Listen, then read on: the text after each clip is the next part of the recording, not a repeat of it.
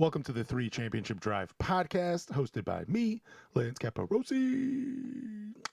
Anyways, quick little family update. Everybody is doing well. My wife had a good procedure. Everything went smoothly.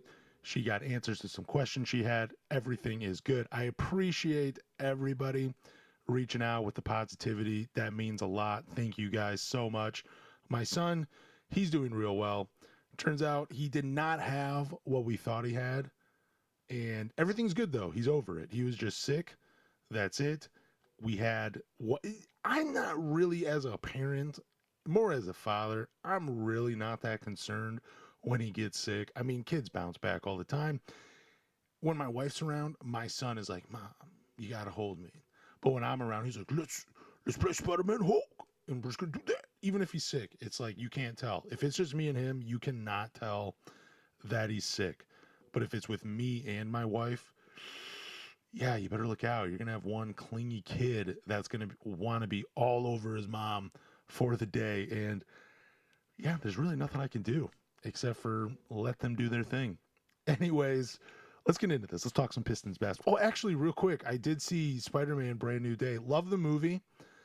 It kind of gave me what I've been looking for in a Spider-Man, which was just, I love when it's street crime, and I love when it's not.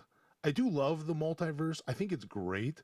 That is a lot of fun. I just don't want every Spider-Man movie to be him fighting an alien. I love the villains that I grew up with on the cartoon show and the comic book. I felt like I got a little bit of that.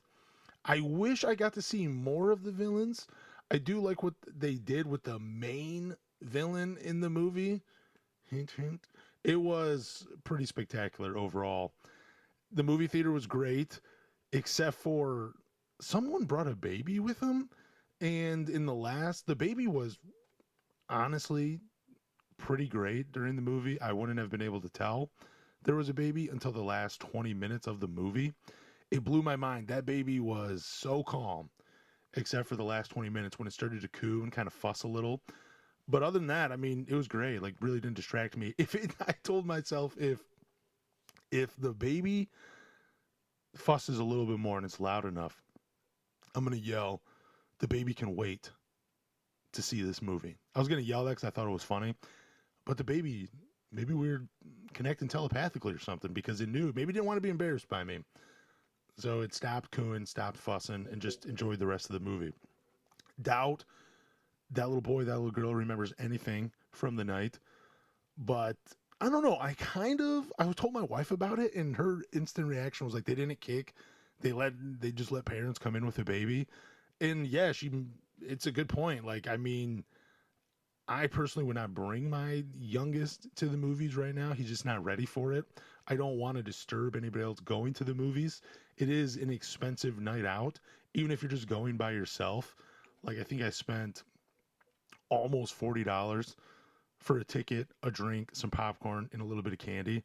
But really quick, too, with the candy, I went to Walgreens to get it because they have a way better deal. And the guy, I've ran into him for years. He pretty much owns Walgreens at this point. That's probably why.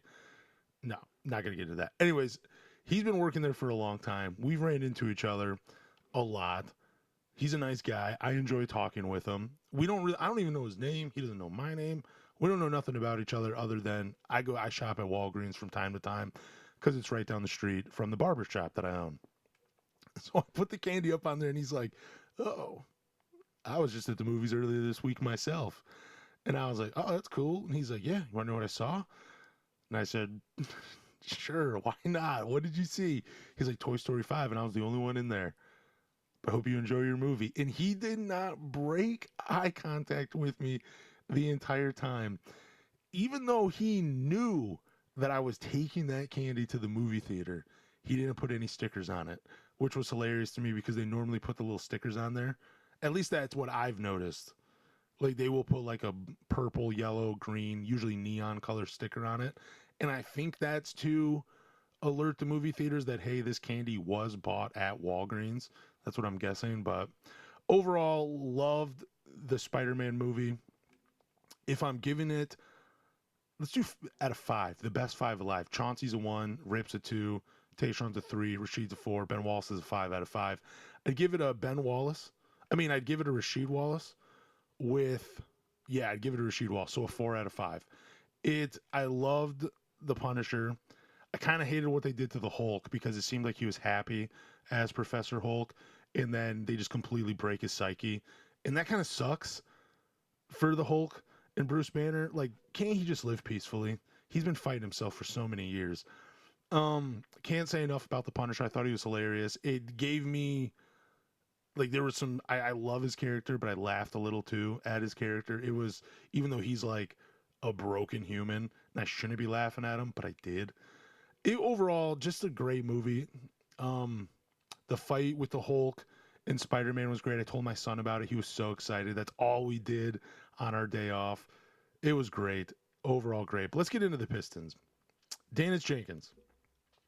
There's some stats going on. You can find these yourself. The account is Clutch Numbers. And they're a small account, but they've been posting great statistics over the 2025-2026 NBA season and some playoff stats as well too. But we're going to talk about Daniss because if you've been listening to this podcast, you know I've been a little bullish on Daniss this offseason. Like, I think he gives, out of all of the guards on the team outside of Cade, because we don't know what's going on with the Corey yet. He hasn't played real, meaningful NBA minutes. We will see during his rookie year. Maybe he is the actual second best guard that fits this role that I'm about to say. But until we find that out, I think Daniss gives the Pistons the best on-off ball play that you want around Cade Cunningham. He's a good secondary playmaker. He doesn't lose the ball very much. He only averages like 1.5 turnovers to 3.9 assists on the regular season in 20 minutes. At least that's what I have written down. So I think he gives it. He allows Cade to play off the ball and focus more on scoring when he's out on the floor, when those two are paired in the backcourt. That's really why I like him. Now, shooting-wise, there's a little bit to be desired. Now, if you go to Basketball Reference and you look at the statistics, you're going to be like me and be like, dude, it's really not that bad. I don't know where these numbers are coming from. You got to filter the data just a little bit, because if you go to Basketball Reference and you go to shooting, I believe it's the shooting category in Basketball Reference. I'm on this page. I'm probably on Basketball Reference probably like at least 10 to 12 times a day looking at player statistics. Like, I don't know why. Like, I'll just be cutting someone's hair and I'm like, man, remember Anthony Mason? What did he average in his best season in the NBA? And then I'm quickly pulling out my phone and looking it up. But Daniss Jenkins, if you go to the Basketball Reference page and you go to the shooting specifically, you'll see 0 to 3 feet, and it says 59%. And you're like, well, that's pretty good. 0 to 3 feet, that's at the rim. So how is he shooting only 38% at the rim or on his drives when Clutch Numbers posted it? It didn't make any sense to me. But then I thought, hang on. Clutch Numbers, they're doing this right. They're digging a little deeper into the numbers, the statistics. They're looking at actual drives. The 0 to 3 feet on Basketball Reference that I've referenced a couple of times on my social media, it accounts for everything. It accounts for drives. It accounts for transition layups. Like, I couldn't even wrap my head around when I first thought of that, where I was like, wait a minute. Yeah, they're kind of factoring everything with the 59%. So we'll get into the statistics and you can make a judgment for yourself. I personally don't think they're very good. My bullish on Daniss Jenkins, it might have just been coming from highlights. But his pick and roll handler, so his points per possession in the pick and roll as the ball handler, 0.65 points per game. This is the lowest out of everybody that qualified, which was a minimum 150 pick and roll possessions, 6.5 points per possession. Not very good. I think when you look at it, though, that's probably Daniss Jenkins' game is more of, I'm going to try to get the ball off to someone and have them take the shot versus take the shot. I'm still trying to be positive on Daniss. When I see the 0.65 points per possession, I'm thinking he's not looking for his offense. He's looking to create offense. His dry field goal percentage, 38.5%. It was the worst for people that qualified on minimum 200 drives. His paint field goal percentage, this is 30%. This was the third worst. Tari Eason came in at number 1. He was third worst with guys that qualified for a minimum 100 paint shots. Effective field goal percentage, 47.3. Third worst, minimum 500 total field goals. Pull-up, effective field goal, 39.7. Sixth worst, minimum 200 pull-up field goals. Now we're talking about the second round of the playoff, just field goal percentage, 38.2, which was the sixth worst. True shooting percentage, 52.5, eighth worst, minimum 500 total field goals attempt. That was over the regular season. He's just not a scorer. Here's the thing too. Essentially, he is like a first-year guard. He's only played 79 total regular season games, 14 playoff games. He has not played he's played enough for us to get a kind of an idea. But what I'm getting at is he played 72 games, which was essentially his rookie year. You can say, well, his rookie year was 7 games. No, his rookie year was essentially this past season. And the first-year guards, they struggled big time finding their shot. And I think that's what we're finding with Daniss Jenkins. I know he's older. I think he'll be 25 at the beginning of this season. Or he'll turn 25 pretty close to the start of the season. I'm not saying I think Daniss Jenkins is going to pop off at 25. It's pretty rare when guys are late bloomers anyway. I do think he's still a serviceable basketball player for the Pistons. His 3.9 assists per 20 minutes, that's really good. Let me pull up his turnover numbers too. He averaged 1.6 turnovers in those 20 minutes, so he has a 2.43 assist to turnover ratio, which is pretty good at protecting the ball and keeping the offense structured. His per 36 minutes projection are 7 assists per game. I do think he's going to have a role with the Pistons. I'm going to walk it back and say he's not going to be the starter. I don't believe that unless he just blows them away in training camp. But I think outside of his scoring, but with his defense and with his playmaking and with his ability to keep the turnovers down, he's going to play and he's going to be part of the regular season rotation. I think there's a lot of talk from fans like, I would give all of his minutes to Ibuka. I don't want to see Daniss Jenkins. Look, man, statistics like this, they're not going to dissuade me from looking at a player objectively. Like, I like Daniss. I'm not one of those Pistons fans like, oh, he's great no matter what. But I do think he's better than what the conversation is now. I think it's a little unfair for him.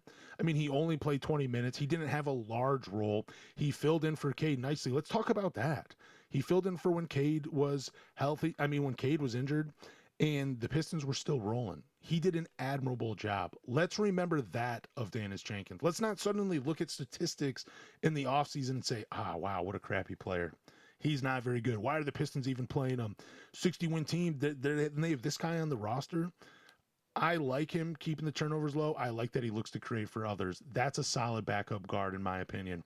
And he has decent enough size to play the 2 or the 1. Now, he doesn't give you as much offense, so when Cade comes to the floor, it's not like we're putting in another great scorer. But I do think Daniss Jenkins will have a long career in the NBA as a backup guard, as a combo guard. I think that's why you bring him in. He's on a great deal. I want to see what more he has in his game. I want to see if he can be more efficient.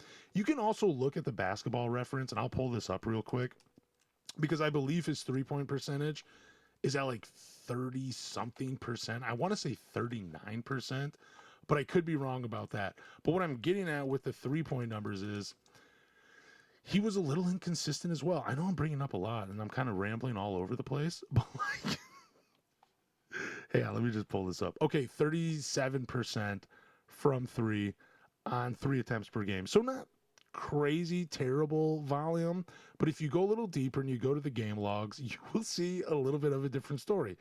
There were games where he just could not hit the side of a barn. Like, he'd go 5 for 8 from 3 one game, and then he's going 1 for 5 or 0 for 8 or 0 for 1 or 1 for 3. Or then he'll go 6 for 7, then 2 for 4, 0 for 3, 1 for 3, 1 for 1, 1 for 1, 2 for 6, 2 for 6. Like, you're getting the idea that He's very inconsistent. He's still trying to find his footing offensively in the NBA. But overall, I still think he's a serviceable player. Like, even despite the efficiency problems this year, he still found ways to contribute to the Pistons and help them win 60 games. That accounts for something. I'm not just going to look at statistics and say whether he's a good or a bad player. They're alarming, I will admit that, but I'm not as concerned, and I'm not ready to throw in the towel on a Daniss Jenkins over some statistics that were posted on Twitter. It's just not going to be who I am. I love Daniss. I hope he continues to play well for the Pistons, and I think he's going to shut a lot of Pistons fans' mouths this year. I think it's too early to give the reins to Ibaka. Let Daniss figure it out. Let's see what he can do. Let's bring Ibaka along slowly. So I kind of got into this conversation the other day. I don't know if this person's a Pistons fan or not. I think I've interacted with them before on Twitter. Like, I've just been I wouldn't even say I'm running my mouth. I'm just posting whatever I think is funny and whatever I think is like, yeah, people are going to pay attention to this. But there was a question where it was, I'm trying to find it. Who's the most overrated player, because I don't want to answer that one, but it's by the same account. It's name an NBA player that's a dark horse for MVP this season. I retweeted it. I quote tweeted it, and I said Cade Cunningham. Now, the person, they might be a little more bullish on Cade's MVP candidacy than I am. They said, I wouldn't put him as a dark horse candidate. I thought he was going to win it next year. And that's where I pumped the brakes before I replied. And I never thought Cade had a shot at winning MVP last year. Don't come to my house with pitchforks and torches. Don't look for me in the streets and ask me if I want to fight. I love Cade Cunningham. You all know I love Cade Cunningham. My thing is, the Pistons have never had a regular season MVP. I think, and this is probably you could probably say this about a handful of franchises in the NBA. It's things have to go perfect in order for a Cade Cunningham to win MVP. He would have to have, like, I would think the Pistons, because I thought it was 60 wins. I thought if they would be number one in the East and he was averaging like 24, 6, and 9, there would be a real conversation. And I understand he plays top 5 in the voting this past season, top 7 the year before. Those are great. I don't know if he climbs any higher than top 5, because I thought last year was 60 wins. The year he had statistically, they were the number one team in the East. They improved from 44 wins. I thought that would be the recipe for him winning MVP, but I don't know if that will be the case. I think when we look back on Cade's career, we're going to see a lot of all NBA teams. We're going to see a lot of all-star appearances. We're going to see deep playoff runs. We're going to see incredible statistics, but we are just not going to see the MVP. I just don't think it will ever happen for him. I want it to happen for him. I think he has to average like 28 a game, probably has to be top 3 in scoring, has to lead the league in assists, and probably has to average at least 7 rebounds, and the Pistons have to win like 65 games. That's the only way I see Cade winning. So back to my conversation with this guy. I told him I don't see Cade going higher than top 5, not because of his ability, just because I think things would have to be almost perfect in order for him to win it. And he said, no, again, I think he had MVP in the bag last year. I would like to know what he takes when he gets home. And I know some people say it's not too far-fetched to think he was MVP. You are right. I think if we were actually having an honest conversation with basketball media members, writers, analysts, podcasters, people that host shows, and it wasn't being recorded, and it was just like, hey, we're at dinner, let's talk about this, you'd probably get different answers about Cade Cunningham. But when the cameras are on and the mics are on, the conversation shifts to other guys. And I think Cade's MVP moment were players around the league and the league just saying, the 65 game rule is dumb, we're going to make an exception for him. I think that when it comes to the MVP conversation, that's probably right there as close as it's going to be for him. And that's the NBA saying, we're going to make an exception for you to make all NBA first team. And it sounds crazy because Cade's statistics, he looks like an MVP. Even in the modern game, he just does everything for this team on offense. And not to mention, he's really damn good on the other side of the ball as well. I just don't think it's going to happen. So he would be my dark horse. I would definitely put money on it because anything can happen, especially with the 65 game rule in place. Like, you could lose Jokic for a season in SGA, and then, then it becomes a toss up, in my opinion, for MVP. It would probably automatically go to Victor Wembanyama. But okay, let's say you take those three players out. Then it becomes a real conversation for MVP. I just don't, and it has nothing to do with Cade's ability. I just don't think he'll ever be an MVP winner. I don't think he'll ever climb higher than top 5. I would love to eat my words. I would love to see him as a top 3 MVP candidate.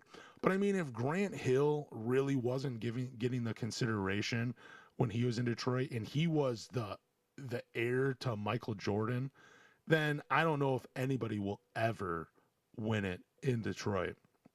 I got a little backlash from one of my friends the other day because he does follow me. I do not know who his account is, but like he said, I'll never find it. He never interacts with me.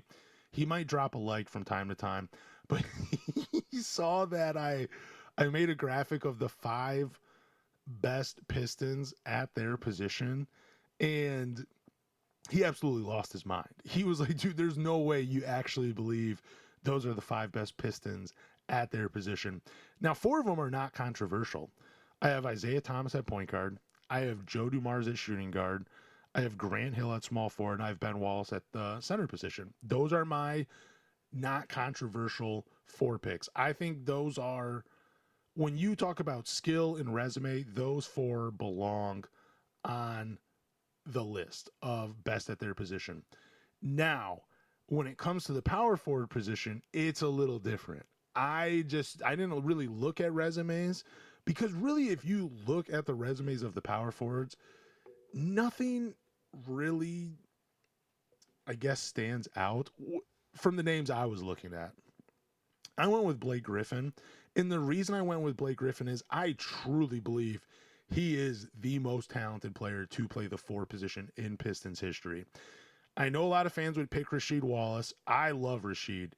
And I do think if you're looking at both sides of the ball, there could be an argument. But Blake Griffin's all-NBA season in Detroit was spectacular, and you can take nothing away from him. By far and large, in my opinion, he is the most talented to play the 4 position for the Detroit Pistons. And my friend lost it, dude. He actually texted me the graphic I made, and he scribbled on it. Like, I don't know, you can edit that on your phone and everything. And he drew I should share it, but I won't because I don't know. I'm not going to give him any credit for any of this, but he drew like a little Rasheed Wallace on there and said, "Ball don't lie." Like, dude, we can have difference of opinions, but the fact that you didn't even argue with me on the other 4, but you only argued with me with Blake Griffin because you still have so much bias towards Rasheed Wallace. Because a lot of my people, they just live in the past. I got friends that dress like it's 2009 still. They're not up with the times. So like Rasheed Wallace, he can do no wrong. He is the best. He is the most talented, and nobody can take that crown from him. All right, thank you guys for listening to the 3 Championship Drive podcast. Do me a favor, subscribe, follow, rate, review, but more importantly, tell a Pistons fan